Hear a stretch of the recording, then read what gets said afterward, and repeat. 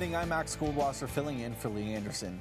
Bend City Council met tonight to discuss the controversial proposal for a temporary homeless shelter at Juniper Ridge. City staff officially dropped the proposal to site the transitional shelter in Northeast Bend, citing a variety of reasons. Nearly 300 people took part in a pair of listening sessions, with many neighbors voicing opposition. Assistant City Manager John Skidmore told the councilors the current site would not work out, mainly due to timing. What it comes down to in terms of why we are recommending we pass on this site at this point using the emergency order is that the rock crushing site isn't going to move until at least April and possibly later. So we're going to spend a lot of time and effort trying to create a facility on a piece of property that perhaps we could get in there in May, probably closer to June, and the emergency order could be lifted June, July, August. Skidmore says the city does not have a huge budget and needs to work with council on future adjustments. Skidmore added signing contracts for services can be a long process, and timing is their biggest challenge. The city says just because they are moving away from Juniper Ridge does not mean they won't stop looking for a transitional shelter. Council also discussed a recent community input project on the Bend Police Department.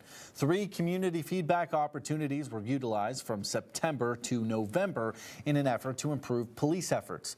Online written opportunities and live Zoom meetings were coordinated with both citizens and officers. Councilor Bill Moseley said that while his feedback is helpful, more needs to be done to properly reflect the viewpoints of the general population. But I wonder if we wanted to find out what the community thought, that we might add this to our questions that are scheduled, because this really just tells us there was a segment of the residents who volunteered to offer information. They may be more or less passionate than the average person, and all that kind of stuff.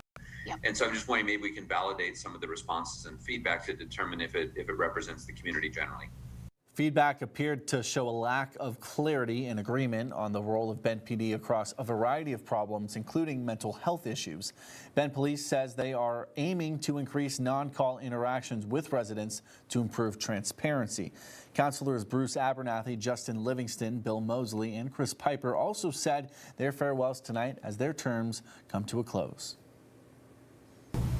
Tonight is my final night here on the Zoom dais as a Bend City Councilor, and it is in all honesty hard to depart this exceptional and balanced group of councilors.